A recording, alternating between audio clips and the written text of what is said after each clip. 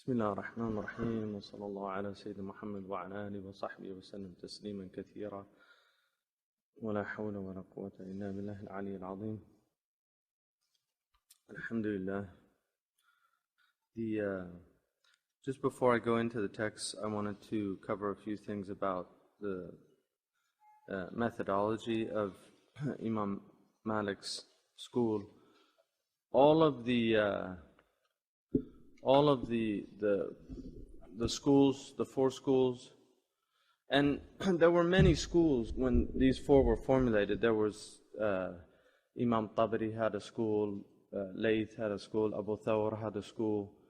There were many different schools, but for whatever reasons, the agreed upon schools became these four schools of Abu Hanifa, Imam Malik's school, Imam Shafi'i, and then Ahmad ibn Hanbal's school, radiyallahu anhum jami'an. So the Imam, Imam Shafi'i wrote a very important book called the Risala, and in it he set down a methodology for interacting with the Quran and with the Sunnah of the Prophet ﷺ. And that methodology, even though he is considered the founder of Usul al-Fiqh, the other ulama were using the methodology. It just hadn't been identified. It's like people speak language and then grammar follows. So Imam Shafi'i, what he did really was, in the same way that Aristotle codified the rules of logic, it wasn't that people, you'll find logic all through Plato's dialogues with Socrates. He's using syllogisms in his reasoning, but Aristotle was the one that identified and gave it names: minor premise, major premise, conclusion. So you'll see that. So Usul al-Fiqh follows the methodologies that were being used, and they had different methodologies. But the first and foremost was the Quran was the primary source for Islamic legislation, and the second was that the Sunnah of the Prophet ﷺ was the second source, and then the Ijma'. You have the Qiyas and the Ijma'. So Qiyas is using the Quran and the Sunnah and making analogical reasoning. So the ulama divide, for instance, they divide intoxicants and narcotics. You have what are called muskirat, and then you have murqidat, soporifics, and then mukhaddirat or mufsidat, which are narcotics. And they classified each one of these.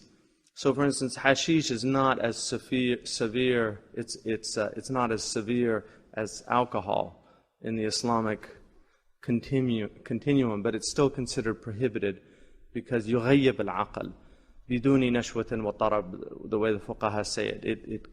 It causes a clouding of the intellect, but without the same elation and intoxication that you get from alcohol, for instance. So, by analogy then, even though khamr is what's mentioned, and khamr is a muskir, kullu muskirin khamrun wa kullu khamrin haram. You know, every muskir, every intoxicant is a type of khamr. So it doesn't matter if it's from grapes or dates or barley, it doesn't matter what it's from, it goes under that category. But by analogy, the reason is because of the effect that it has on the intellect, on the aql. So by analogy then, drugs become prohibited. And that's how they work with the qiyas. And then the ijma' is what is agreed upon. There's a lot of debate about ijma'. And whether or not there really is an ijma'. But there's definitely an ijma' of the Sahaba about certain things. For instance, when Umar ibn al-Khattab mentioned the Tahiyya Ibrahimiyya, nobody objected. So and other examples like that. But within the madhabs, there's definitely an agreed upon opinion about things. And then there's also things that all of the ulama are in agreement upon. For instance, the prohibition of homosexuality. That's mujma' alayh. There's no khilaf about it. So nobody can come, like there's certain modern people that have written articles that in fact I saw in a book on Islam that was published in England by somebody saying there's nothing in Islam that condemns homosexuality. I mean, anybody can write whatever they want, but that's mujma' alayh. So to deny that then is considered that you're actually outside of Islam. If you deny something that's agreed upon and known out of necessity, like every Muslim knows that. Every Muslim knows alcohol is haram. It's ma'loom min ad-din daruratan. It's just necessarily known. Then if you deny those things, however, if you deny, for instance, that 1/40 of your wealth is an obligation to give, that's not known by necessity. That you have to study fiqh to know that. If you deny zakat, that's one of the 5 pillars, but the actual amount of the zakat is not known by necessity. So that's just ignorance, and somebody's excused for that type of ignorance in terms of takfir. So, but once you get past those 4, you move into the areas that are there's disagreement about them. And Imam Malik uses certain things that the other Imams don't use. And one of them, and this is the most important for you to understand the methodology of the Maliki madhab, one of them is called the Amal of Ahl al-Madinah. And Imam Malik considered Medina to have a unique status, that Medina was not like other places. There were 10,000 Sahaba that are buried in Baqi'. It was the place where Abu Bakr and Umar ruled as caliphs, and Uthman radiallahu anhu. So, and part of Imam Ali's khilafah was there until he moved it to Iraq. So Imam Malik considered the ulama, the scholars of Medina, to have a unique perspective on things, because they did not simply read hadith or study hadith, they actually experienced the practice of Islam as an amal, that they were living Islam. Islam was not something like in books that you studied. It was actually things that people experienced. And there's a famous debate with Imam Malik and one of the Iraqi scholars about the actual amount of the sa'a.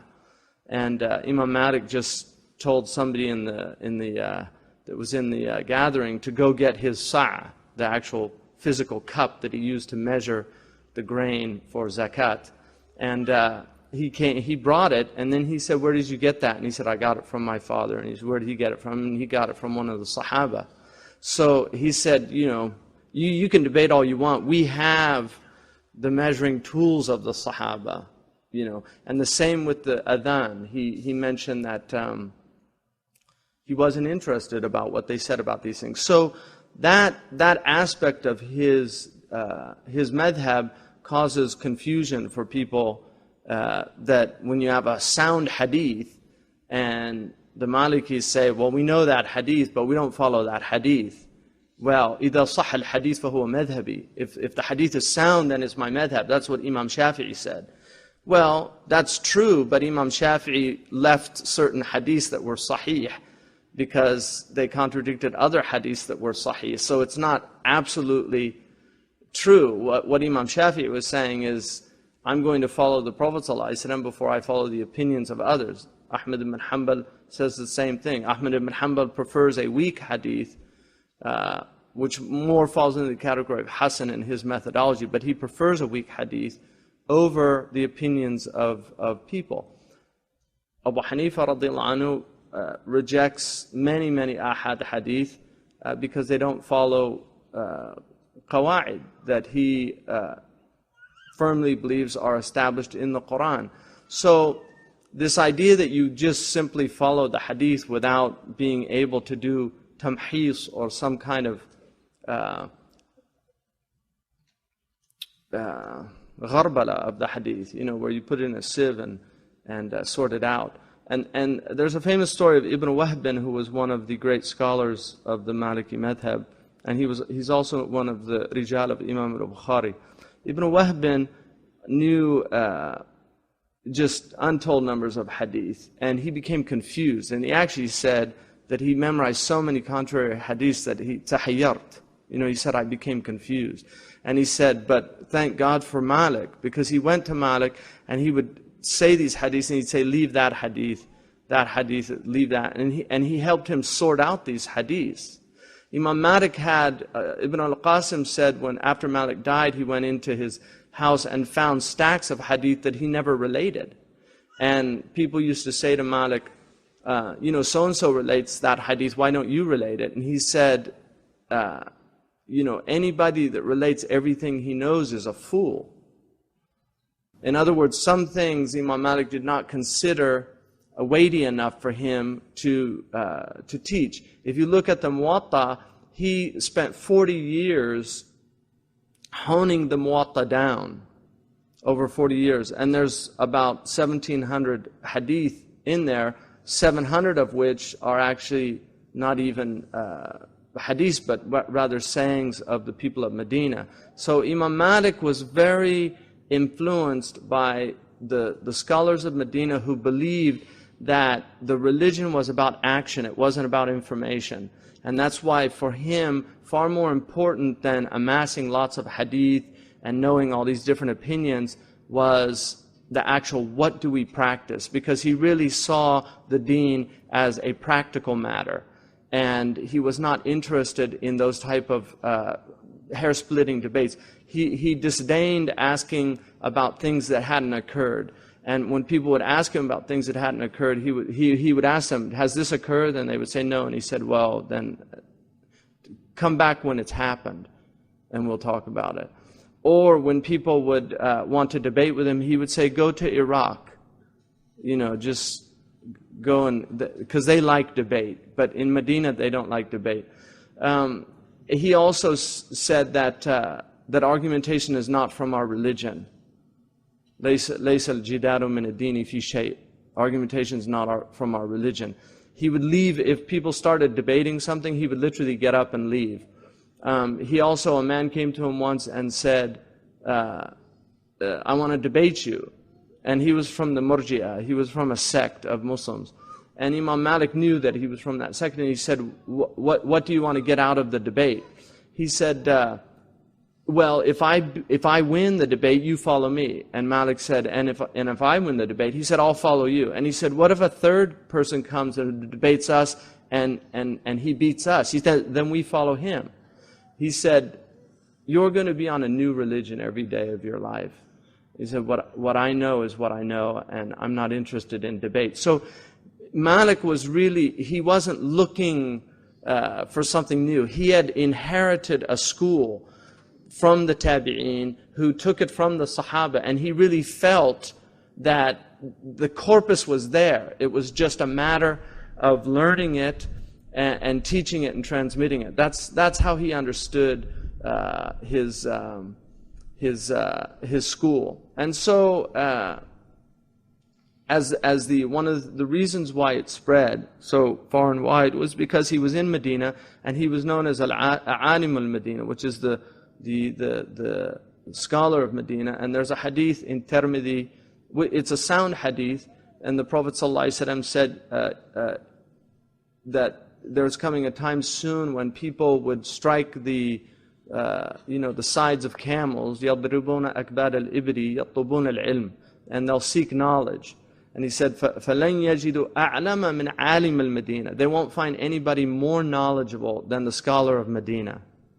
And the ulama of the time said, we understood it to be Malik, because there was nobody that got that laqab, that nickname, other than Malik.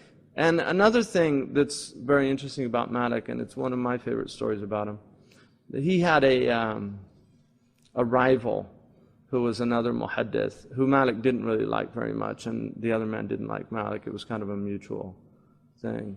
But he said about when Imam Malik wrote the Muwatta, and he called it the Muwatta, which means the well-trodden path. This is the way that many, many people have gone before. When he wrote the Muwatta, he put it out, and it had an amazing acceptance. Well, people started writing Muwattas. And somebody came to him and he said, Katharat al-Muwatta'at. There's a lot of Muwattas now. Like, you started this thing and now there's a whole bunch of Muwattas.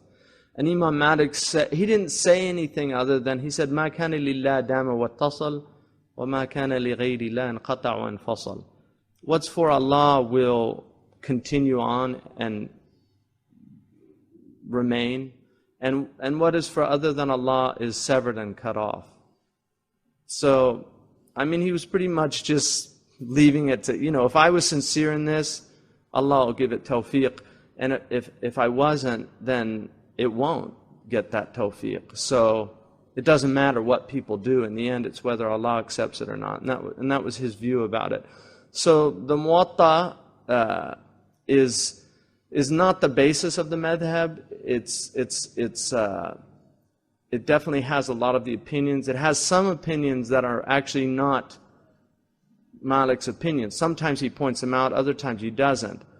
For instance, people that argue for qabd argue that the qabd is in the Muwatta, but in the Mudawwana, which is the authoritative book of Malik's fiqh, they don't have qabd, it has sadr. So that's an example. But Imam Malik would use, he put in the Muwatta several hadiths to show people that he knew the hadith, and that he despite that, he wasn't using the hadith. So another example is the masalih, which Imam Malik focuses on maslaha more than the other imams. So he believes that the sharia is essentially there to serve human beings, and things that are beneficial to human beings that can rationally be discerned should be incorporated into the law. And that's why public welfare is so important in his madhab. What's called maslaha. He also has, because he has an immense amount of wara', and Sha'rani says his imam is Umari. It's really following the madhab of Sayyidina Umar. He also has what's called sadda dharaya, which is to cut off pretexts. When he worries something will lead to something else, he might have a legal ruling that in normal circumstances wouldn't contain that ruling. So an example of that is Imam Malik considered it makruh to fast the 6 days immediately after Ramadan, after the Eid. And the reason that he did is he said that he was afraid that people would actually consider that part of Ramadan. So that's cutting off that pretext, sadda dharaya, that he does. Istihsan, which is equity, is another aspect of his madhab, where sometimes he will prefer a position that follows the spirit of the law more than a position that follows the letter of the law, because sometimes following the letter of the law can actually lead to an unjust ruling. And so when he sees that, he'll actually move towards a ruling that is closer to the maqasid, or the spirit of the law. So Ibn Ashir basically gives us there was one story I wanted to. Another aspect of the sadda dharaya is that he prohibits the selling of weapons when there's civil strife. So it's actually haram to sell. Normally it's permissible to sell weapons, but when there's civil strife, when people are actually killing each other, he says it's haram, because he's cutting off the pretext of that. He also prohibits giving gifts to public officials. So you can't give a gift to somebody who's in a government position just as here, Merry Christmas or something, because of the possibility for corruption, and then that person feeling like they owe you a favor, because that's the nature of gift giving, is that people feel indebted to you. And he has several other examples of that. But Imam Malik radiallahu anhu,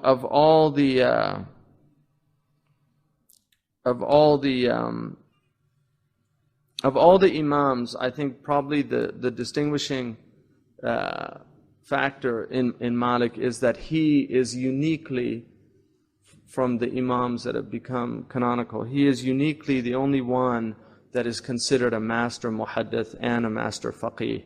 None of them have that status. Abu Hanifa was a muhaddith, but he was not at the level of Imam Malik. He's not, even Ahmed ibn Hanbal, who was a muhaddith, his musnad contains many, many weak hadiths, and he did not have the critical.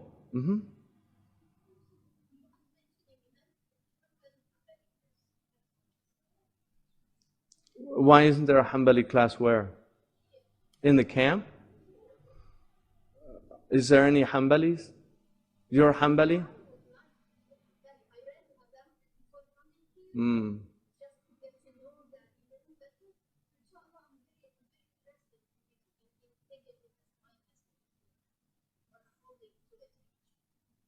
Well, you're definitely a minority. I mean, I know, we can't, it's hard to serve. We don't have, there's very few Hanbalis.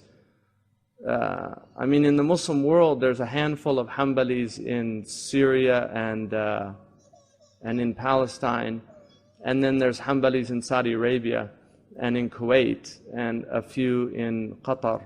And that's pretty much it. So the majority of Muslims that we serve are Hanafi, Shafi'i, and Maliki.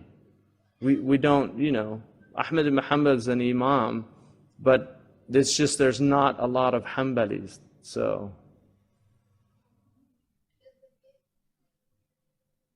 I mean, I think you'd have to go maybe to Saudi Arabia or something and find a teacher. Because I don't know any Hanbali teachers in the US. And I know one student of the Hanbali madhab from the Americans. He lives in the Emirates. Other than that, we don't have trained teachers that could even teach the Hanbali madhab. Yeah. So, yeah, Imam Ahmad was a master of hadith, but his fiqh is not at the level of Imam Malik. And the same is true for Imam Shafi'i, who was a faqih and a master of fiqh, but his hadith is not. And this is what Qadi Iyad points out in Tartib al-Madarik, that Imam Malik uniquely had that mastery of these two fundamental sciences. Exactly, that's the way they look at it. They, like Imam Ahmad was muhaddith faqih, Imam Shafi is faqih muhaddith, Abu Hanif is faqih muhaddith, but Imam Malik goes both ways. Yeah, he goes both ways with equal dexterity. He's the only one that has that maqam. And that's agreed upon. Nobody debates that. Now, the other thing about Imam Malik radiallahu anhu is that he did not teach hadith in his fiqh class. So he actually didn't mention hadith in his fiqh class. If you go through the Muwatta, he doesn't mention hadith. And that's very important because one of the things that people say about fiqh is like, where's your dalil? This is a very modern kind of thing. What's your dalil? Fiqh was not taught with dalil. The dalil was the faqih that was teaching the fiqh. Like Imam Malik is the dalil. You don't know hadith without Imam Malik. And to learn hadith and fiqh, you have to study usul. You can't, because it's not simply here's your dalil. Sometimes the dalil is very subtle. It's not, sometimes the dalil relates to the fact, like for instance, Abu Huraira is a muhaddith, but he's not a faqih. Abu Huraira rarely gave fatwa. He did give fatwa, but rarely. So when Abu Huraira has a hadith that has fiqh in it, the imams will not necessarily take that hadith. For instance, Abu Huraira used to do his wudu up into his arm, because the Prophet ﷺ said to Yazidu fi ghurratihi, like if you, that on Yawm al-Qiyamah, the people of wudu are known, they're ghur muhajjalun. They come with white arms and white faces and white feet. So the Prophet knows them through that. So the Prophet ﷺ said about doing the hadith that to increase in your ghurra. So Abu Huraira understood that to mean to go beyond the elbow. None of the other Sahaba understood that. So the Imam Malik said that's not what it means. It means to do wudu on top of wudu. It doesn't mean to go, because the sunnah is to go up to the elbow. There's no hadith that indicate the Prophet. So there's an example of a Sahabi who understood something, but his fiqh of that hadith, and Aisha corrected Abu Hurairah in several instances in fiqh. Like she said, he misunderstood the hadith. So Abu Hurairah was a transmitter of hadith and not necessarily a faqih. The way that the ulama understand this is that they say the muhaddith is like the pharmacist, and the faqih is the doctor. The pharmacist gives the medicine, but it's the faqih that prescribes it. And so the muhaddith is not really somebody who's necessarily understands the fiqh of what he's teaching. So now we're going to go to that chapter on, it's called مقدمة من الأصول معينة في فروعها على الوصول. This is an introduction to the usul of, which is very basic, but it's important for fiqh. And the first thing that he says is that the khitab, al-hukmu fi al-shar'i khitabu rabbina. Al-hukmu, the hukm is a legal ruling in Sharia. And the legal ruling is khitabu rabbina. It's a statement from Allah subhanahu wa ta'ala, and muqtadi fi'l al-mukallif iftuna, that has to be acted upon by anyone legally responsible. So if you are legally responsible, the mukallaf is somebody who reaches puberty. Puberty is known by the signs of puberty.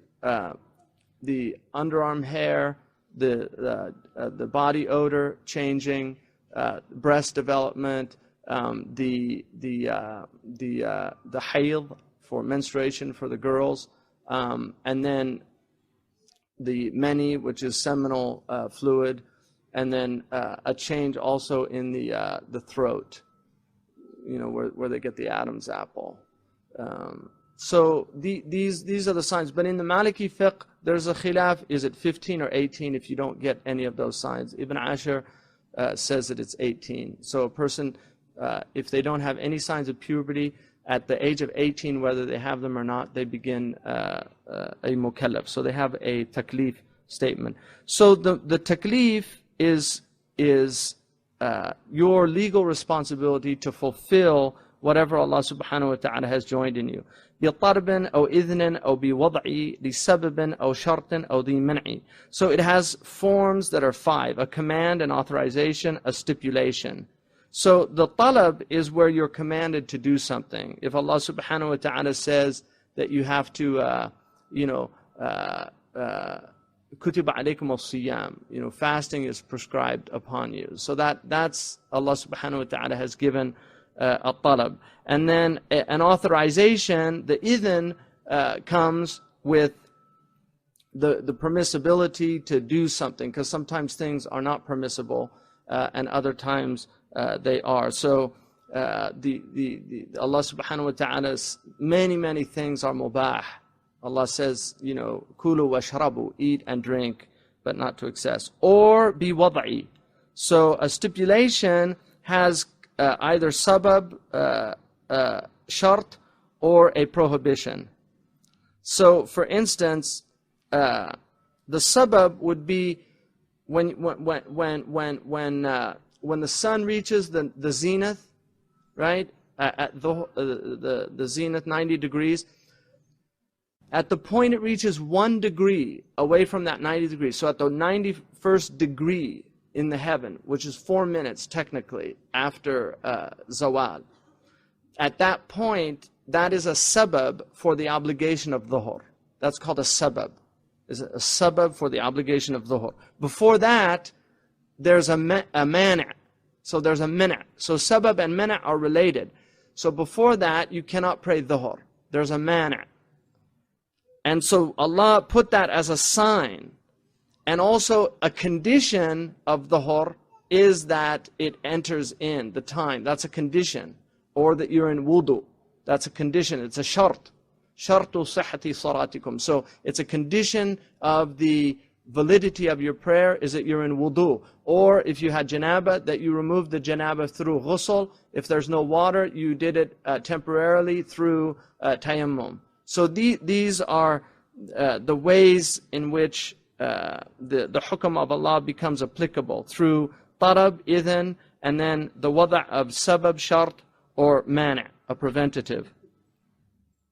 Does everybody understand that? Any question about that? Okay. Uh-huh.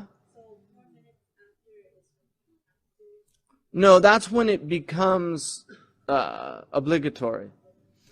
That's a sabab. But it goes all the way to, in the Maliki madhab, to right before the asr. All right? You can pray any time during that period. No. That's just the beginning. Yeah, that's the beginning. The sabab for the obligation of dhuhr is a 1 degree movement away from the kabad as-sama.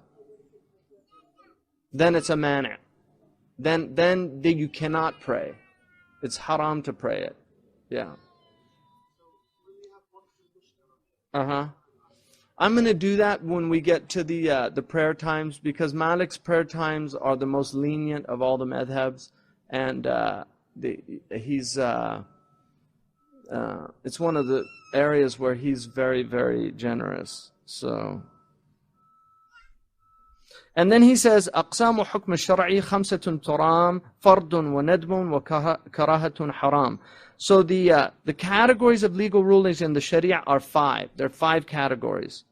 Fard, which is also called wajib. In the Hanafi madhab, Abu Hanifa distinguishes between fard and wajib. Wajib is more like sunnah mu'akkada in the Hanafi madhab. So for instance, Abu Hanifa says it's wajib for a man to wear the hat in the prayer, which is why you always see Hanafis, even they'll put a handkerchief on their head. But he doesn't mean fard. These are technical terms. But in the Maliki madhab, fard and wajib are synonymous. So the nadbun is mandub, all right, which is also called sunnah by, most Muslims call, like the prayers that you pray before dhuhr and after dhuhr, most Muslims call those sunnah, but they're actually called nafila, right? Because there's the Malikis distinguish between a sunnah and a nafila. And then they have sunnah mu'akkada and nafila mu'akkada. So those are called nafila mu'akkada. But in the language of common people, they're just called sunnah. The rawatib, yeah. So, and then you have karaha, which is discouraged, makruh. Something is makruh. I'll explain all 5 in a second how they relate. And then finally haram, which is a prohibition. Now the way to understand these the best is this. Fard is that if you do it, you're rewarded. If you leave it, you're punished. I mean, maybe or maybe not, but there's a punishment that entails leaving it. Mandub, you're rewarded if you do it, you're not punished if you leave it. Mubah, neither nor. Right? The mubah is neither nor. Because he says, thumma ibaha is the next one. Neither nor. And then the karaha, you're rewarded if you leave it, but you're not punished if you do it. And then the haram, you're punished if you do it, and you're also rewarded if you leave it with niyyah, if it's something. No mandub is associated with a punishment. It's extra. I mean, the reason mandub is important and nafila and sunan is because they act as a they redress the shortcomings of your fard. So the first thing you say after you finish your fard prayer, what's the first thing that you say in the sunnah? Astaghfirullah. And the reason you say astaghfirullah is because your prayer is never what it should be. So the shortcoming of the prayer is something that is redressed by the extra acts that you do. Imam al-Nawawi radiallahu anhu likens it to the prayer is a gift, but the sunnah is the wrapping that you wrap it in to bring it to the king. And even though the wrapping is extraneous, people always like gifts wrapped. You know, it shows that there was more love in the gift than just giving the gift. So he likens it to that the extra acts are ways of embellishing what you have to do. And then he says, فَمَأْمُورٌ جُزِمٌ, a command given resolutely is fard. So in the Quran, when Allah uses a command, for instance, when Allah subhanahu wa ta'ala says, that if there's what's called fi'l amr in the Quran, it almost always means because of an obligation. قَاتِلُوا فِي سَبِيلِ اللَّهِ, struggle in the way of Allah. قَاتِلُوا. It doesn't say, مِنَ الطَّيِّبِ لَوْ تُقَاتِلُونَ or إِن تُقَاتِلُونَ. It would be good if you struggled. It doesn't say that. It says قَاتِلُوا فِي سَبِيلِ اللَّهِ الَّذِينَ يَلُونَكُم مِنَ الْكُفَّارِ, for instance. Or it says أَقِيمُوا الصَّلَاةِ, establish the prayer. It doesn't say, it would be good if you established the prayer. No, أَقِيمُوا الصَّلَاةِ. So when that's resoluteness, that's called jazm. So when the hukm is jazm, it's considered fard. Now there are times when for instance, the Prophet said, كُنْتُ أَنْهَاكُمْ عَنْ زِيَارَةِ الْقُبُورِ فَزُورُوهَا.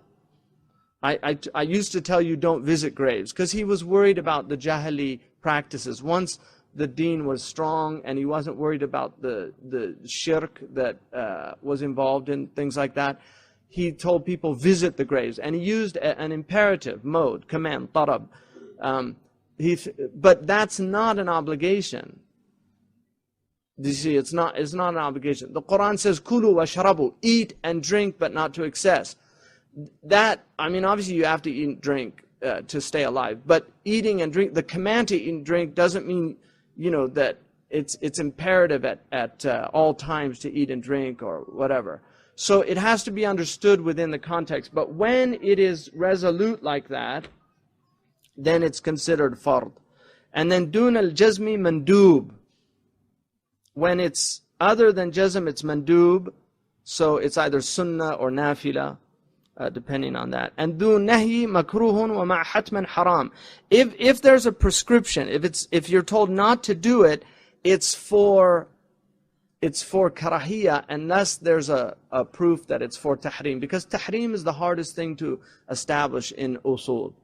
That something is haram is the most difficult thing to establish. To say something is haram, you have to have a strong proof.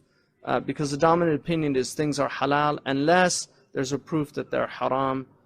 Because Allah subhanahu wa ta'ala created everything in the heavens and the earth for humans. So, and then he says, مَأْذُونُ وَجْهَيْهِ مُبَاحٌ ذَا تَمَامٍ. An authorization of either or is merely permitted. So when it's Allah says, Kulu washrabu, eat and drink. That means everything is halal to eat and drink unless there's a qaid. So in usul you have generalizations, umum and khusus. You have itlaq and taqyid. So you have something that is absolute, and then you have something that's restricted. So when Allah says eat and drink, that's atlaqu. He atlaqul hukm. He made it absolute. It's unrestrained. But then there's things in the Quran that tell you what not to eat, and there's things in the Sunnah that tell you what not to eat. And because of that, those become exceptions from the general rule that everything is halal to eat or drink, except for wine, right? Because al-khamr rijsun min amal shaytan. It's an evil. فَهَلْ أَنْتُمْ مُنْتَهُونَ. Are you going to leave it like I've told you to leave it? So that's an example of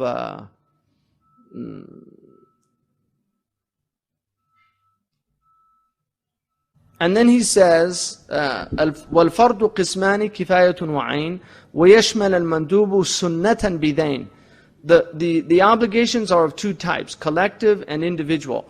A fard ayn is يَتَعَيَّنُ عَلَى كُلِّ مُسْلِمٍ مُكَلَّفٍ. It is an obligation upon every adult Muslim, male or female, unless there's a proof otherwise. Like jihad is not an obligation on the women unless a city is attacked directly. Because the Prophet ﷺ said that Allah didn't, so he said the jihad of women was hajj. The fard is kifaya, and the fard kifaya goes under the bab of jihad in books of fiqh. That's when they talk about fard kifaya, because jihad itself is a fard kifaya, which is to defend the lands of the Muslims. Unless obviously they're incomplete, if they're being attacked, then and it's not enough for a group of people to do it. It becomes incumbent on even the women at a certain point. So the kifaya are things like engineering is a fard kifaya, medicine is a fard kifaya.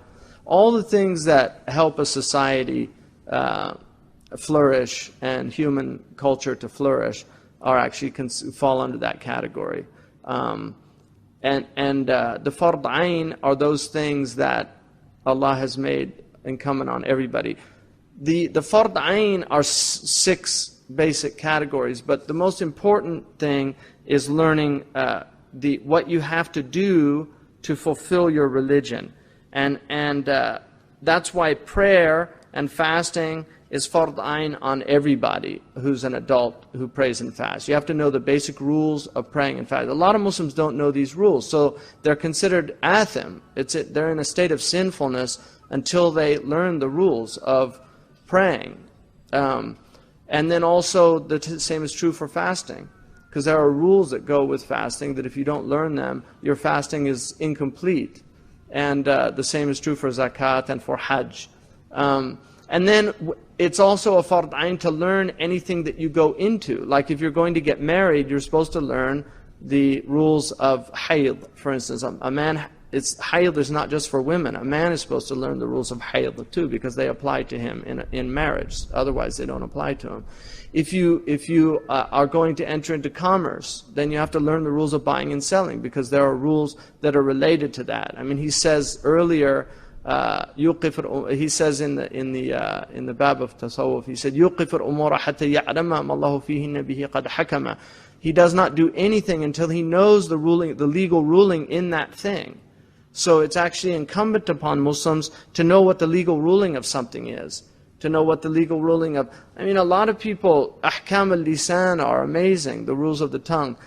The Tuhfat al-Burur, which you're studying, the book on the rules of parents, is very important to know, like what you owe to your parents. Because your parents have immense rights over you, and those rights have been codified in the Sharia. So the kifaya and the ayn are very important. The basic rule is the ayn needs a proof that it's a fard ayn. The Prophet ﷺ said in Ibn Majah, a famous hadith, طَلَبُ عِلْمًا فَرِيضَةٌ عَلَى كُلِّ مُسْلِمٍ, and then the idraj of the hadith, which is something was added by the ruwat, wa muslima, just to emphasize, even though it was understood man and woman, but that was added to emphasize that. And that's why the hadith is related with men and women. The learning is an obligation on every male and female. You have to learn. And so seeking knowledge is incumbent. It's a fard ayn to seek knowledge. Even the ulama say it's permissible to disobey your parents in seeking fard ayn knowledge. If they say, no, you can't go study, and you don't have that knowledge, it's permissible to disobey them in that. That's how important it is.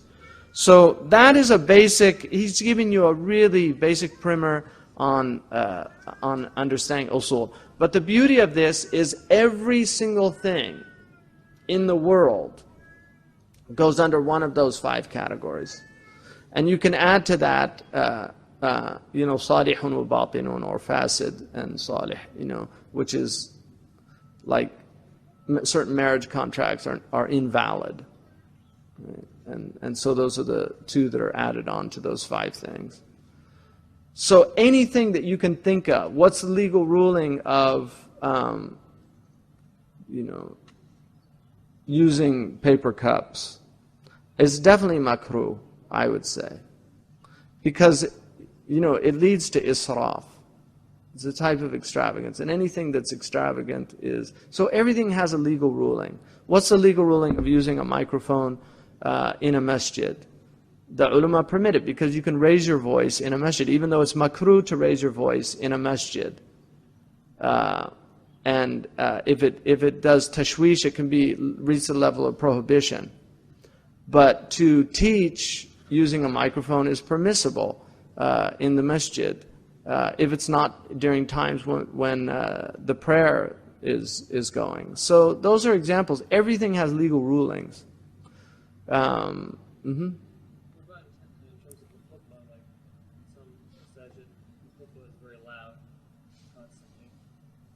I mean, if it's you can ask doctors what levels of decibels are, and if it's going to hurt the ears, then it enters into the haram. So, and unfortunately, there are places where the decibels are too high. That's true. But I mean, you can, if it's harmful, generally it's either makruh or haram, depending on the degree of harmfulness. But any la darara wa la dirar. There is no harm and there's no reciprocating harm. That's a qaida in qawaid al-fiqhiyya. That's a strong qaida. There is no harming and there's no reciprocating harm. So anything that yudurruna is something the Sharia does not encourage. Unless it's in the very thing itself, like sometimes there are things that you have to do that the harm, the benefit that's derived from the thing is greater than the harm incurred. And these are, a lot of it's common sense. I mean, a great deal of usul is really common sense, which is why it's a great gift to have common sense. It's very uncommon. Yeah.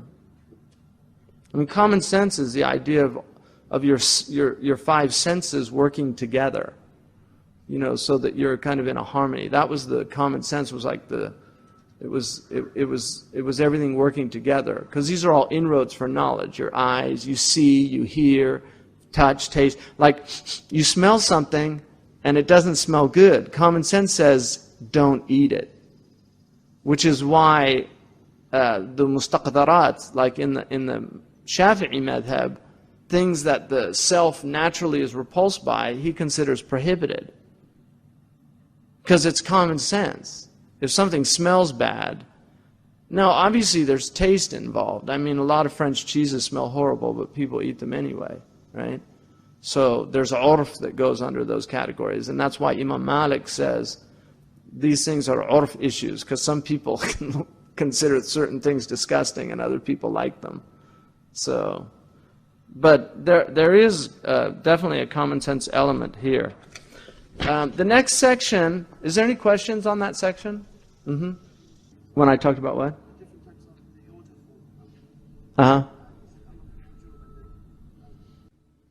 Well, there's things that the Prophet did, sallallahu alaihi wasallam, that are makruh to do, but he did them to show that they weren't haram. No, not in a sighat al-amr. Yeah. Unless it's in a negation. لا تفعلوا. Normally, لا تفعلوا, if it's an amr, it's for the tahrim, but not always. Do you see what I mean? So the amr can be for makruh, but it's with the negation.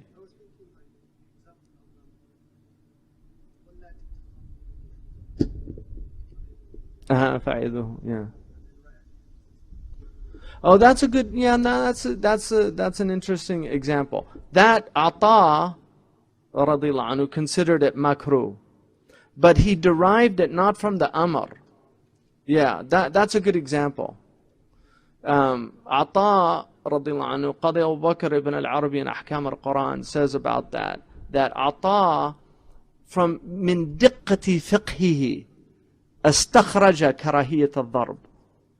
But he took it from a hadith, which is لا تضربوا إماء Allah. Don't strike the maidservants of Allah. And in another one he said أكره أن يضرب أحدكم أهله ثم يضاجعها في آخر النهار. It's distasteful to me that one of you should strike a maidservant and then sleep with her at the end of the day. In other words, there's an incompatibility with intimacy, love and intimacy, and with violence.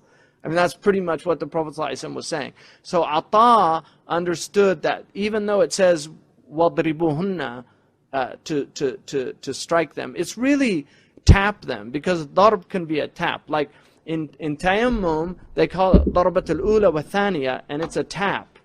So darb doesn't just mean hit, it can mean tap in Arabic. And it's closer to, it's like a slap on the, I mean, you see it in films and things, yeah.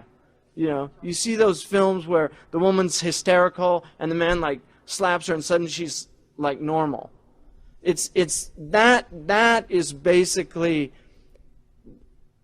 that's the extent of what was possible. But the idea of violence being associated with that is totally haram. Nobody's ever in the history of Islam said that domestic violence was unacceptable. Nobody in the history of Islam. I don't know any alim who's ever said that you can beat a woman, beat her. Nobody. All of them, even Ibn Abbas, I mean, if you look, his thing about the miswak is a clear indication that they all had problems with the verse. It's like, this can't mean, because the purpose of a home is sakina, litaskunu ilayha. The purpose of marriage is that you protect a woman. So if you become the source of her fear, something's gone deeply wrong. Yeah.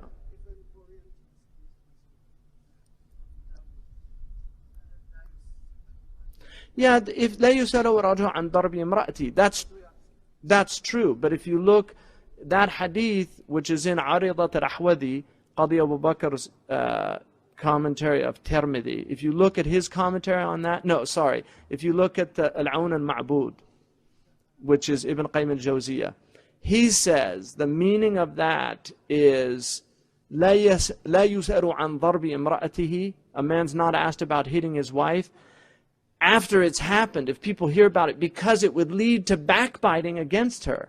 So it's to protect the woman. So, because if you ask, why'd you hit her? And you say, oh, because she did this, that, or the other, he's exposing her faults.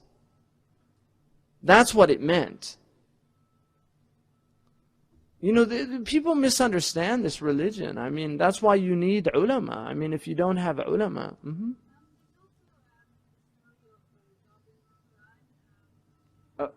A story of what? The hijab? Oh, Ayub, Job. Yeah, Job.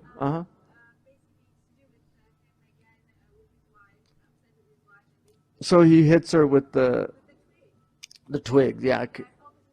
Yeah, he took 100 and bound them together. And they were grass. It was grass. Just to get out of the nadar.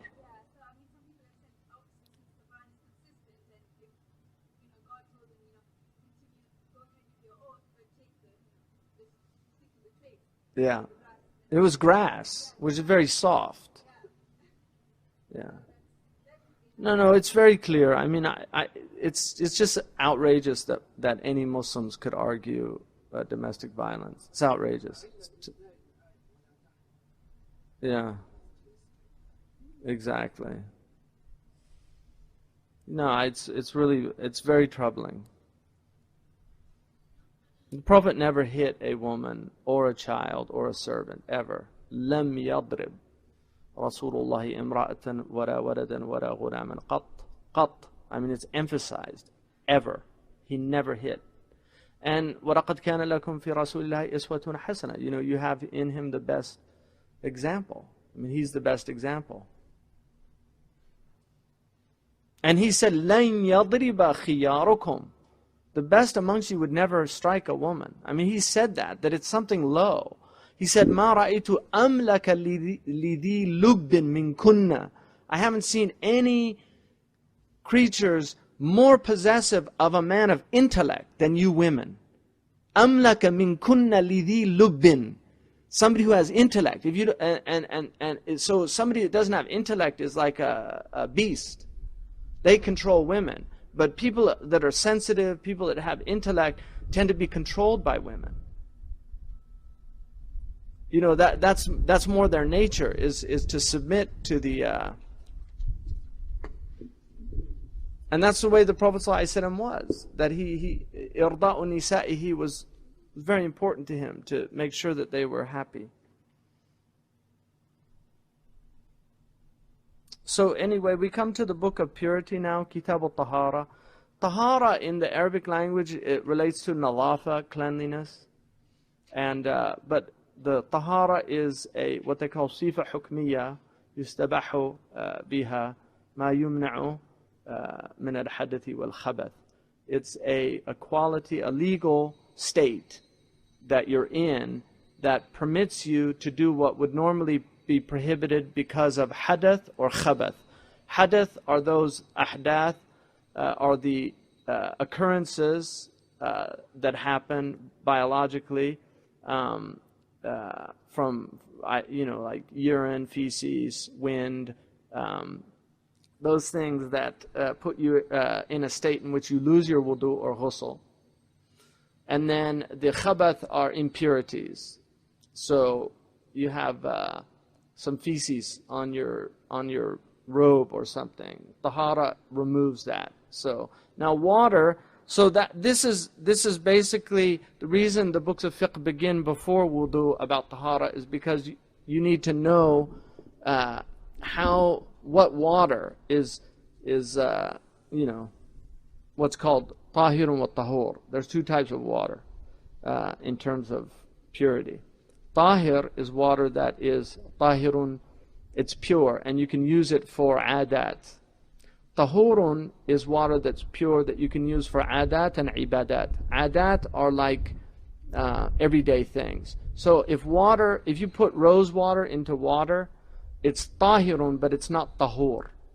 It doesn't purify other things. So you can't use it to remove najasa, and you can't use it to do wudu or something like that, because it doesn't have that purifying element that the water does normally. So if you so he says here, فَصْلٌ وَتَحْصُرُ الطَّهَارَةُ بِمَا مِنَ التَّغَيُّرِ بِشَيْءٍ سَلِمًا إِذَا تَغَيَّرَ بِنَجْسٍ طُرِحَ أَوْ طَاهِرٍ لِعَادَةٍ قَدْ صَلُحَ إِلَّا إِذَا لَازَمَهُ فِي الْغَالِبِ كَمُغْرَةٍ فَمُنْطَقٌ كَذَائِبِ. So he says that ritual purification is obtained through the use of pure water that is free of any alteration by something that changes its taste, smell, or color. So water should not smell if it's good, if it's pure water. It shouldn't have a taste. It doesn't have a taste like other things have a taste. Obviously, the water, you can taste water, but it doesn't have, it's just water. It doesn't have that taste that other things have. And then that it doesn't have a smell. So if it has any of those three, one or more of those three things, it loses its tahuriya. If it's impure because of an impurity, then it loses its tahiriya. It's not tahir. So the tahuriya is the ability for it to remove impurities of hadath or khabath. And then the tahiriya is that you don't use it for even adat. You don't drink it or put it in food or cook with it or something like that. Unless, so he says, if it's safe from impurity, najis, and we're going to do najis in a second. If it's safe from impurity, if it changes because of impurity, then it's discarded. But if it's changed by a pure substance, then you can use it for conventional daily, non-devotional uses. إِلَّا إِذَا لَازَمَهُ فِي الْغَالِبِ. Unless it's something that becomes an intrinsic property, like rust. Like if it has rust color, then it's still tahur. Or, for instance, if it has a smell like arsenic or sulfur, like certain, if you're in a place where the water is sulfuric, then that's something you lazimuhu fil ghalib. It's always with it. So that's considered. And now, chlorine is part of, it's just part, it's you lazimuhu fil ghalib, and it's done for maslaha, to protect people. So if it has a chlorinated smell, I would not use like pool water to do wudu if it's got chlorine in it, because there's no necessity to do that if you have other water to do it. Mm-hmm.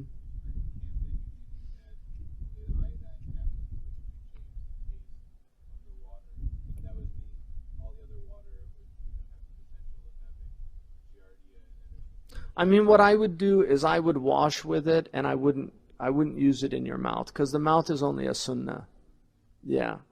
I would do that before I would use iodine in the water. Mm-hmm.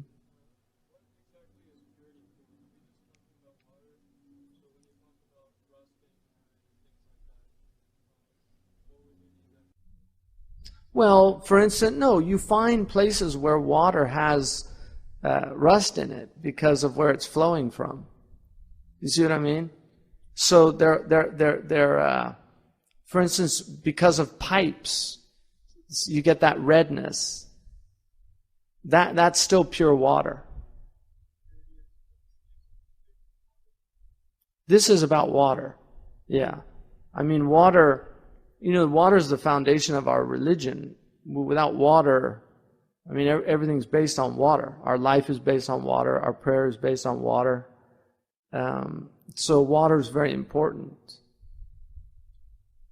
Water's going to become increasingly important too, because the water tables are all dropping, and the wars of the 21st century are probably going to be water wars.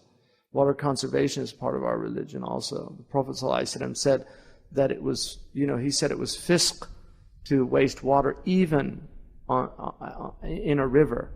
Like, because people could say, if he said that, they say, oh, well, he was living in the desert, and, but he said, وَلَوْ عَلَى نَهْرٍ جَارٍ.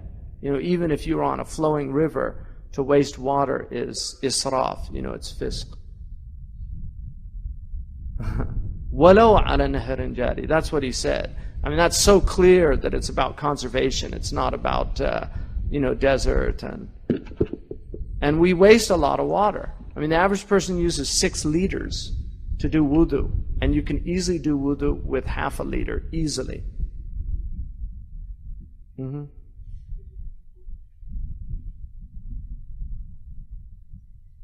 It's probably, maybe a little less. Yeah, it was half a liter, around there. Mm-hmm. Yeah, water is pure. It's pure and purifying by its essential nature. It's only things that come into it that change its state. But the basis of water is pure. Just like kullu nashifin tahir, that's a qaida. Any dry thing is assumed to be pure before you consider it to have impurities. So if you're in a house and there's babies that are urinating and defecating, then you have cause to believe that the carpet, even though it's dry, might have impurities on it. But if you go into a house, there's no children, there's no dogs or anything, then the assumption is that it's pure. So you assume purity before you assume impurity. You assume permissibility before you assume impermissibility. That's an assumption in fiqh. Things are pure before they're impure. Things are halal before they're haram. Mm-hmm. What's that? Yeah, ocean water is tahir. The Prophet ﷺ was asked, a man came to him ﷺ and said, أركب البحر ولي قليل من الماء فأعطش. I get thirsty. If I did wudu, then the water would go. And he said, ماء البحر طهور ماؤه البحر طهور ماؤه وحل ميتته. The water of the ocean is pure and purifying, and the dead of the ocean is halal to eat. So, mm-hmm.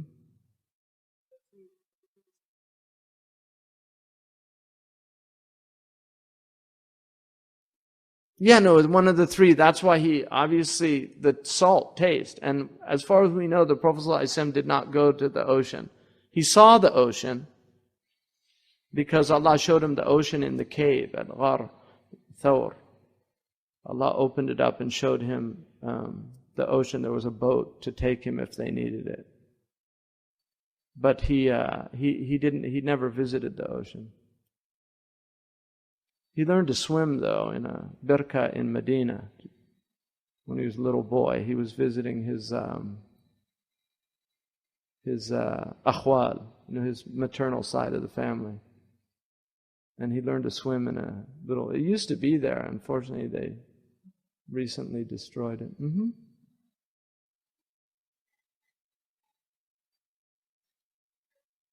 What's that? When he was in the cave with Abu Bakr, he looked to the other end of the cave, and there was an opening, and the ocean was there, and there was a boat. When they were afraid that, the Prophet wasn't afraid, but Abu Bakr was terrified. Yeah, on the Hijrah at Ghar Thawr. So he looked, and Allah showed him the ocean. And in other words, he had an escape if he needed it. Just gave him tranquility. He took the coastal route, but if you look at Sheikh Abdullah al-Qadi's, he didn't go to the coast. It's a coastal route, but he did not go anywhere near, the ocean. I mean, he might have seen it, I don't know, but as far as we know, he definitely didn't travel on it. And the Sahaba discouraged ocean travel until Muawiyah. Muawiyah convinced Omar ibn al-Khattab to start a navy. But before that, Omar didn't want to do it. Sidi Ahmed Zarruq said, the biggest proof that Allah is Latif bi'ibadihi, is sailors. Because he said they're the worst people. He said, afsaqu khalqillah. They're like the most corrupt type of people, sailors.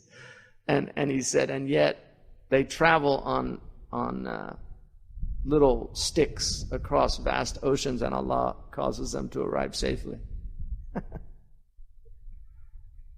When Sayyidina Umar asked Amr ibn al-As what boats were like, he said they're like little sticks, and the people are like little ants on them. He said, I wouldn't want to force any Muslims to do that.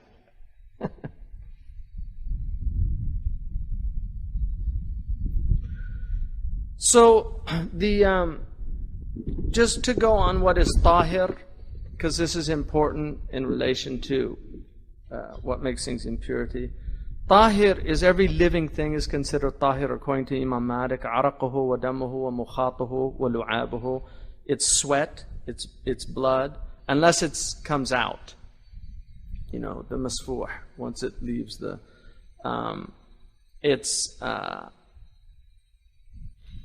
and then it's mucus, like the phlegm, and it's saliva. That's all pure, including dogs and pigs, according to Imam Malik. And Imam Malik said there's no proof to say that pigs or dogs are impure. Their meat, the meat of the pig is najis, to eat it. But the pig itself is pure, it doesn't la yunajjis. And he said about the dog, Imam Malik knew the hadith, إِذَا وَلَغَ كَلْبٌ فِي إِنَاءٍ فَاغْسِلُوهُ سَبْعًا. If a dog licks in a bowl, that's what it says, a bowl. It doesn't say if it licks you. It says if it licks in a bowl, wash it 7 times. Now Imam Malik said, if it was for najasa, there's no need to say 7 times. Because najasa, you just remove it, however much it takes you. It might take more than 7 times if it's something that's hard to get off. So he said the fact that he said 7 times means there's some other meaning to it. It's ta'abbudi. He called that ta'abbudi. There's ma'qul al-nas, and then there's the nas that is ta'abbudi. Ma'qul al-nas means it's rational. Ta'abbudi means it's rational, but we don't know the reason. أخفى الله سبحانه وتعالى علته عنا, like he hid its, legal rationale from us. So we don't know why there's 3 rakats at Maghrib or 2 at Fajr. It's ta'abbudi. There's a reason, but we don't know why.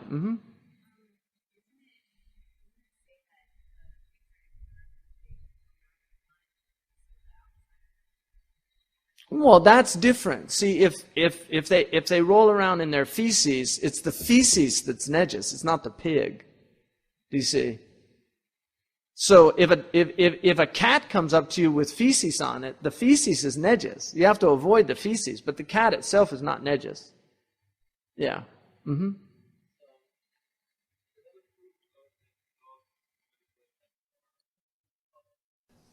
The hunting, yeah, exactly. The other proof that the Malikis use is that the Quran states that you can eat what your dogs hunt. And if something that is najis bites into meat or something, the meat becomes impure. So Imam Malik said it can't be najis because the meat's not impure.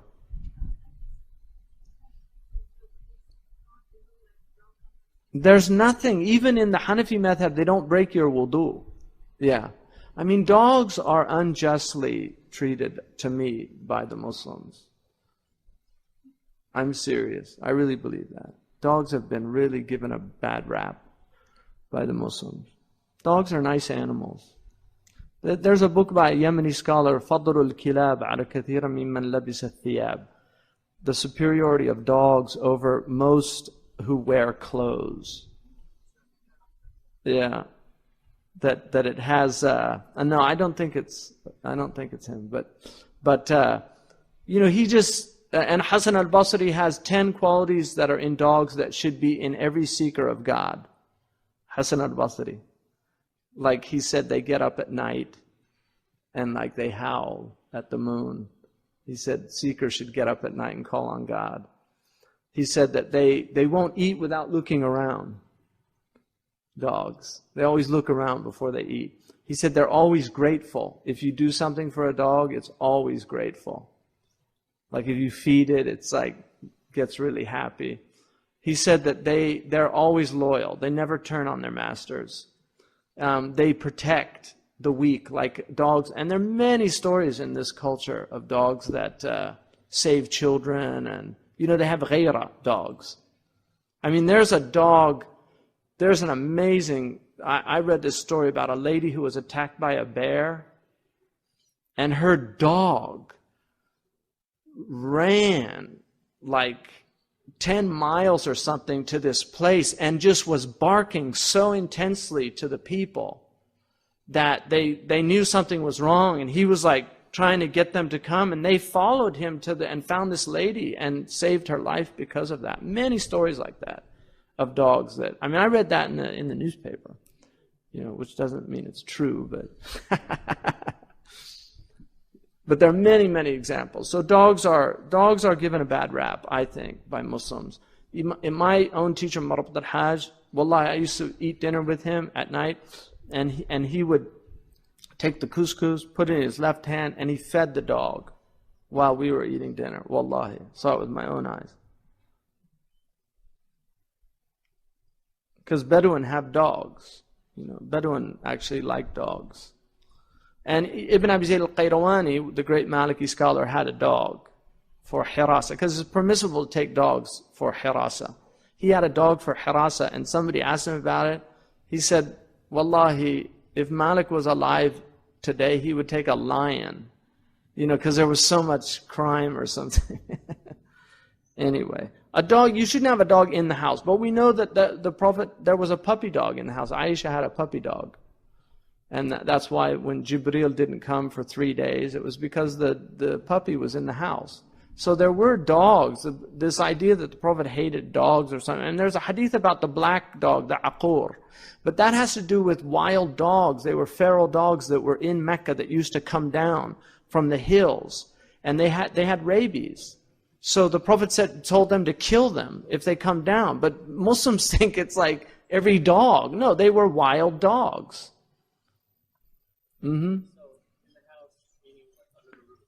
Yeah, no, you shouldn't in the backyard, in the yard. Yeah, dogs are good animals. And I think Muslims should have pets anyway. I'm not encouraging you to get a dog because other Muslims... I mean, I would actually... like to have a dog for my kids because dogs are very protective of little children in particular. I mean, they will attack anybody that tries to mess with, a child.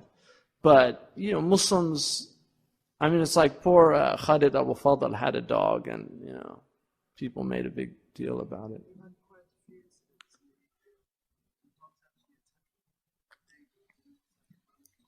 No, I mean, you have certain dogs are vicious. I mean, there are certain dogs that are very violent. Most dogs would never do that. They're like cats. I mean, cats know intuitively not to scratch babies. They do.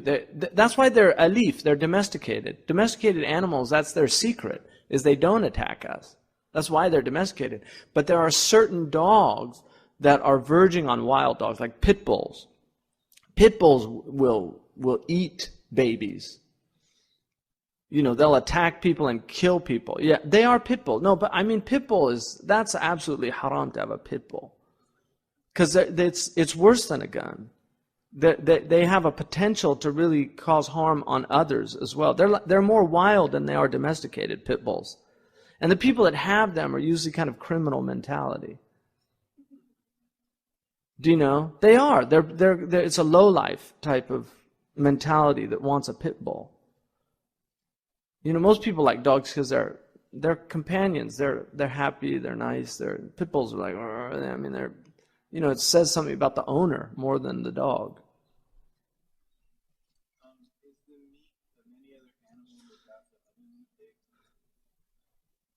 Well, if it's dead, yeah, if it's dead. And then there's a khilaf about certain animals.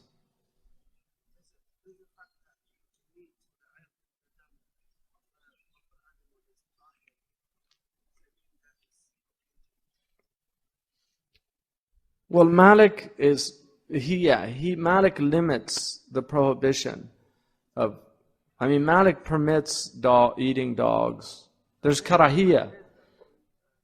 There's karahiyah, you know. Yeah, no, that's true. I mean, Koreans, you know, they need a madhab. Because that's like a delicacy in Korea. You know, when the Koreans came to Saudi Arabia, in Jeddah, all the dogs disappeared. And there was a Korean in LA who ate their next door neighbor's dog. It was a big case in LA. They tried to sue him and everything. And he was like, you know, it was a nice looking dog. He got hungry.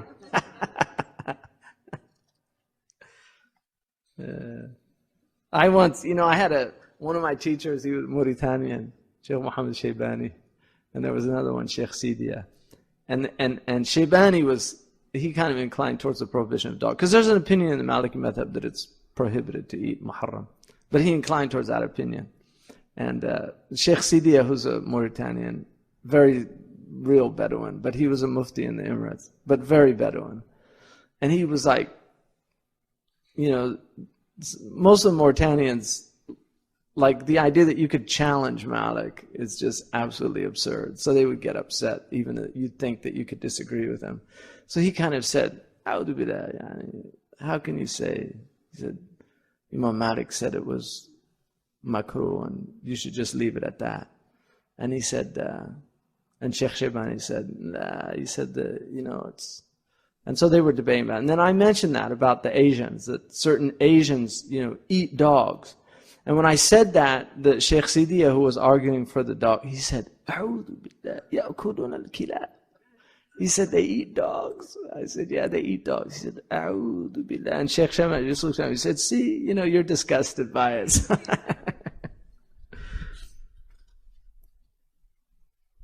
And then he says, also the egg is pure.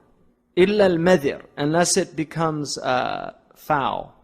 You know, like a rotten egg is considered najis. وَمَا خَرَجَ بَعْدَ مَوْتِهِ.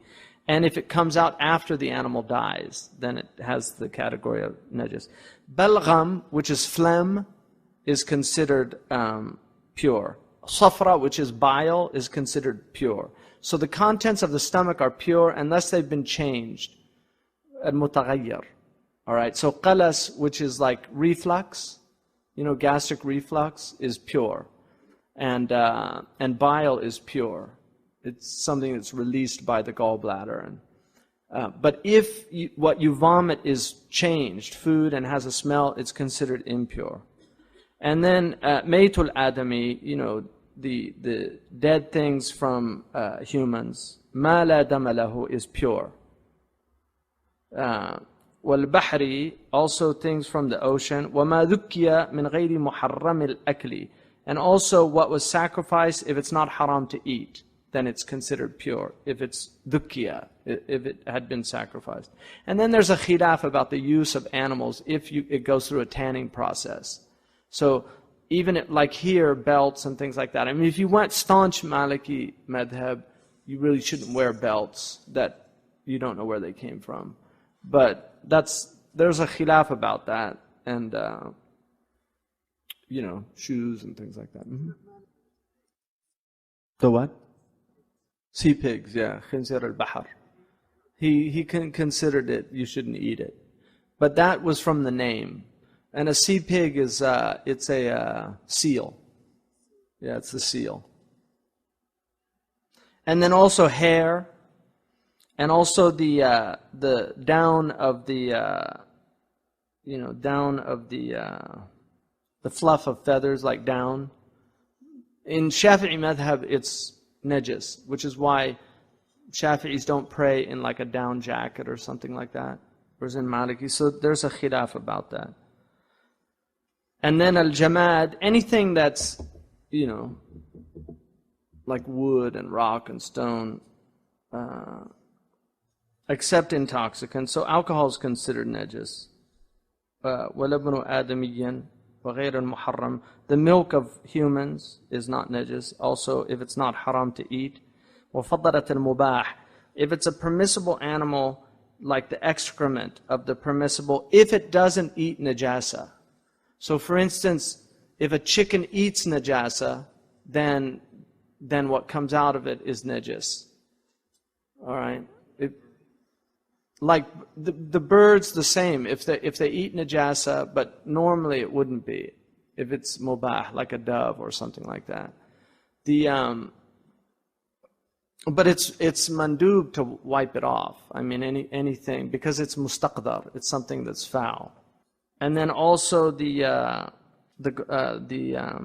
gallbladder, reflux, vomit if it hasn't changed the state of the food, musk and its gland, khamar that has been made into vinegar or dehydrated. It's solid.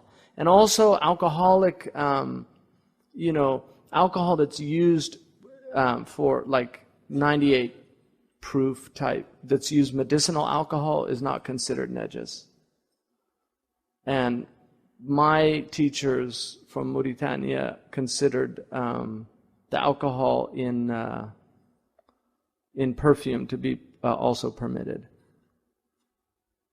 So, I mean, because there's alternatives, I think it's better to use it, unless obviously it's like a oral, if you've got, if you're using it medicinally. Yeah, because then even to take herbs with alcohol, if it's being used medicinally, is permitted.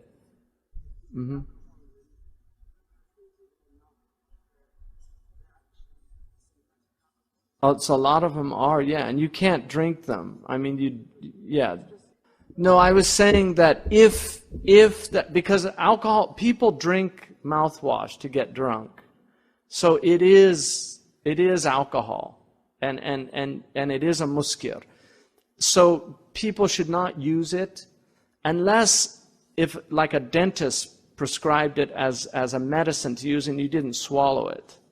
But I would not use alcohol, mouthwash with alcohol for other than medicinal purposes.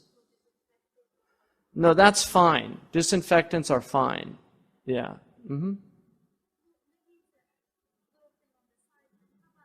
Yeah, I don't think so.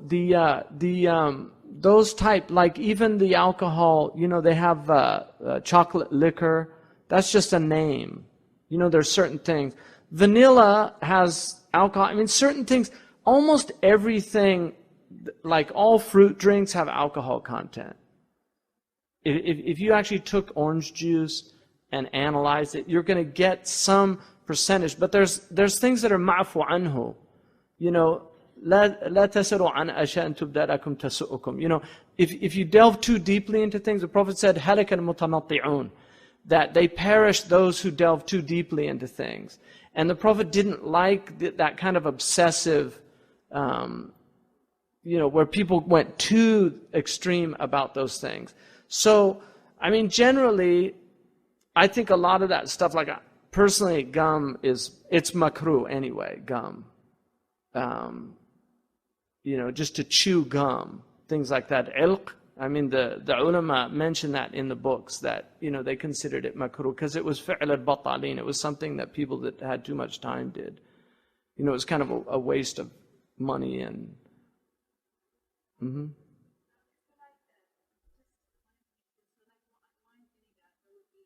Wine vinegar is permissible. Yeah. Because it's not wine, it's vinegar, but it goes through a process of being wine. So once it's, إِذَا يَتَخَلَّلْ بَعْدَ الْخَمْرِ, it's halal. Once it becomes vinegar after going through the wine process, it's halal. Yeah. What's that? Apple vinegar, all those things, they're permissible. Yeah. I mean, I think generally, yeah, everything, if it's, yeah. I mean, that's what we try to do. Yeah. I mean, it's just better quality. Yeah, طيب, حلالا طيبا. It's always in the Quran, it's halal and pure. I mean, it emphasizes pure, which even though that generally means, like the money, everything, the source of it. Because the food can be halal, but if you purchase it with haram money, it's not tayyib. So, but the fact that that word is such a comprehensive word, tayyib, pure. So things that are pure, food that's more pure. And when they sent in Surah Al-Kahf, when they sent them into the village, they asked him to get the purest food. Azka, which is like the purest food. And then also the ash of najas is not, fire purifies. And the smoke. So if something's najas is burning, the smoke is not najas, even though it gets into you. The unshed blood from a slaughtered animal. So the blood that's like, if you look, there's blood in the meat by the nature, but it's not flowing. That's not najas. And then the najas is the dead of other than what was mentioned, what exits from it, what is separated from it, or the living from that which has life, blood, like a horn, bone, fingernail, hoof, tooth, quill of a feather, and skin, even if it was tanned. So, like those things, if they're not from mudakka. And it is permissible to use it after tanning, to store dry goods in water and shed blood, black bile, the excrement of humans, and then the excrement of, other than the permissible. And also the consumer, anything that eats najasa. Changed vomit. Sperm is considered najas. Some of the ulama say that the sperm itself is not najas, but it becomes yanjus because it exits through the urethra. Like Imam Shafi'i was of the opinion that the basis of the human is not najas, but it becomes yanjus through the urethra. And by consensus, the Prophet ﷺ's, everything that came out of him was pure. And we know that Barakah drank his urine. I mean, that's a sound hadith. She didn't do it intentionally. She used to clean his room, and there was a bowl, and it smelt good, and she thought it was something to drink, and so she drank it, and it was his urine. But and she said about it that she never had a stomachache after that. Yeah. So. But everything, and the Prophet also, they used to, when the Prophet went to relieve himself, they would go and it was gone, because the earth actually takes the fadra of the prophets. And the man drank his blood also. The Prophet was cupped, and he gave some blood to the man. He told him to go bury it, and he took it, and he decided to drink it. And the Prophet said the fire won't touch him because of that.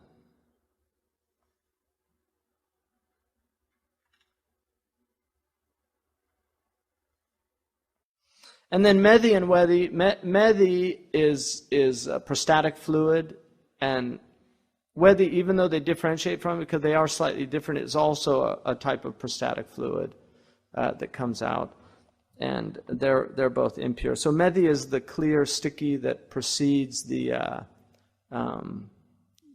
It lubricates, and it precedes when somebody's aroused, they get the medhi. And Sayyidina Ali asked somebody to go ask the Prophet. He said, "Kuntu rajulan madha." I was, somebody that had a lot of this fluid of medhi. He was easily aroused, and he asked the Prophet ﷺ. He asked somebody, he was too embarrassed to ask the Prophet, so he asked somebody to go and ask the Prophet about it. And it's considered. And then whether usually comes if somebody is constipated, and it will come after. It's like a white fluid similar to semen. And then even if it is permissible, and pus, sadid, and qayh. Qayh is pus, sadid is exudate. So the exudate of a wound that comes out, right? Which is blood, really, isn't it? I mean, it's part of the blood. The pus is the white blood cells, right? And then the sadid is the serum of the blood. So, and then everything that flows from the body, such as scabs, if it contains liquid. So if you have boils and things like that, what comes out of it is considered najis. And obviously there's part of it is ma'fu anhu, there's things that are excused just because of the difficulty. So,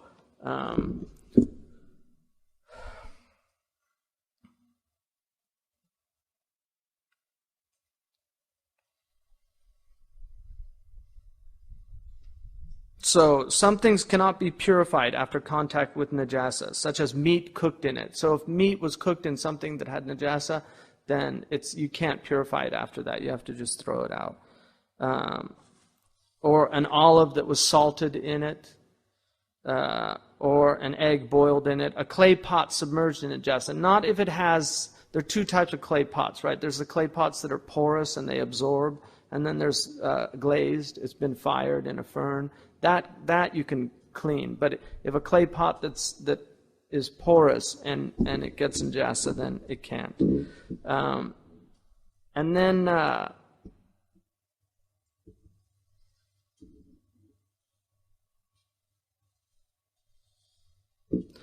and also, in this section they talk about it's permissible to benefit from mutanajjis, from something that's impure, like the hide of an animal that was not killed through zakat. If it's tanned, it's permissible, but it shouldn't be used in the masjid, right? And it shouldn't be from a human, like anything used from a human.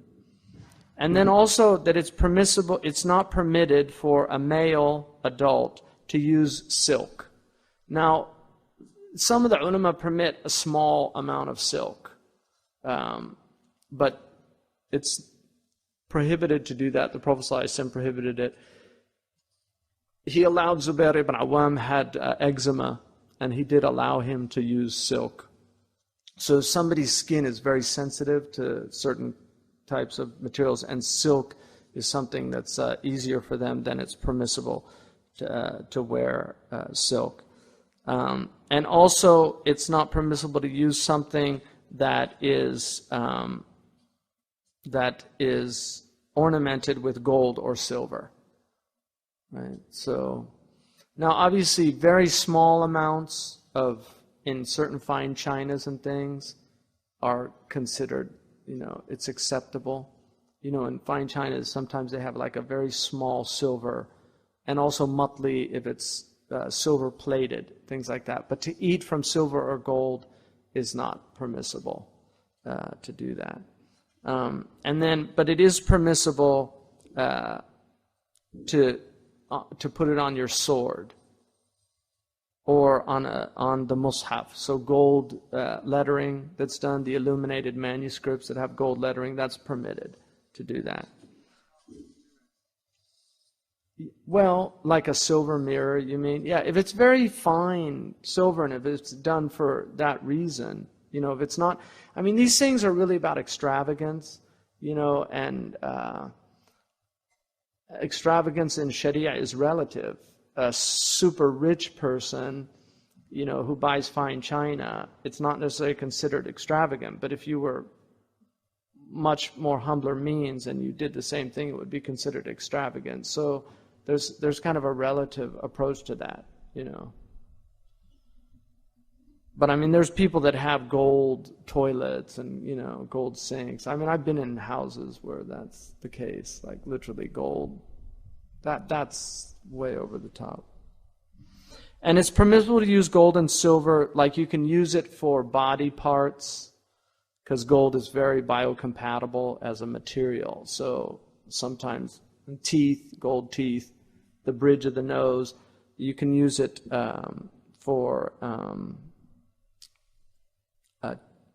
also silver ring, right? A single silver ring. For a male, they should not wear 2 rings. They should only have 1 ring. The sunnah is to have a ring with a fuss that has a stone in it, and on this finger or the small finger, either the left or the right. The dominant opinion is the right, but they're both there. So, and the Prophet Sallallahu Alaihi Wasallam did. It's makruh to wear like necklaces and things like that. If it's gold, then it's prohibited. But for men, they shouldn't. Also piercing the ears, anything that, some of this stuff goes back into urf, but generally those things are prohibited. Tattoos are prohibited also. I mean, there's a strong prohibition against tattoos.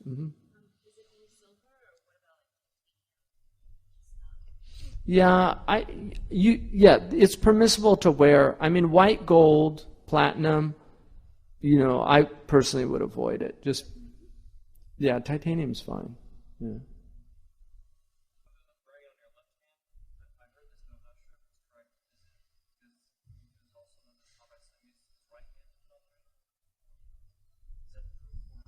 Yeah, no, they both have proofs. They both have proofs. I don't know that specific thing, but they both have proofs. I mean, I have a book by Imam al-Hattab. It's Ahkam al-Khawatim, the rules relating to rings, and they go into great. If you do the wudu, they call it ijala. You just have to move it like that. If you do a ghusl, though, you have to take it. You have to get in where the ring is. Yeah. But for the wudu, you just have to, and then if you do tayammum, you have to take it off. There can't be ha'il. It's called a ha'il.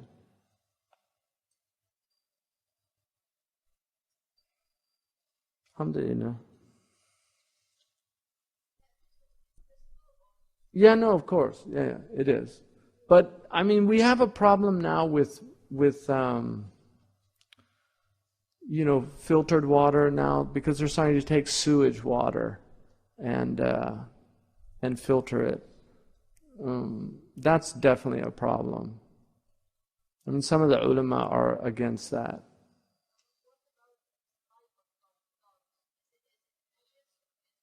The what? Saliva is not najis. In Maliki's madhab, from dogs or pigs. Well, the water's potable. By law in the U.S., there's a lot of regulation about municipalities. So the water has to be potable. It can't be dangerous.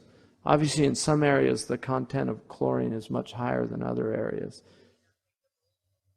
I wouldn't drink. There's a lot of water out there that you can taste it. It just tastes bad. A lot of bottled water is just a complete scam, the best types of water are like distilled water. You get good water in, like, Whole Foods has good water. So reverse osmosis. There's, the best water is rainwater if you're in a clear area, or good river water. But also, obviously, there are illnesses now. Especially if there's animals in the area, you can get.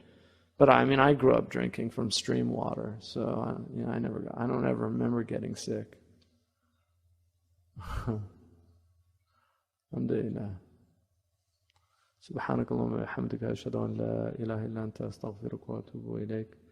جزا الله عنا سيدنا محمد خير ما جزيت نبينا عن أمته. سبحان ربك رب العزة عما يصفون والسلام على المرسلين والحمد لله رب العالمين.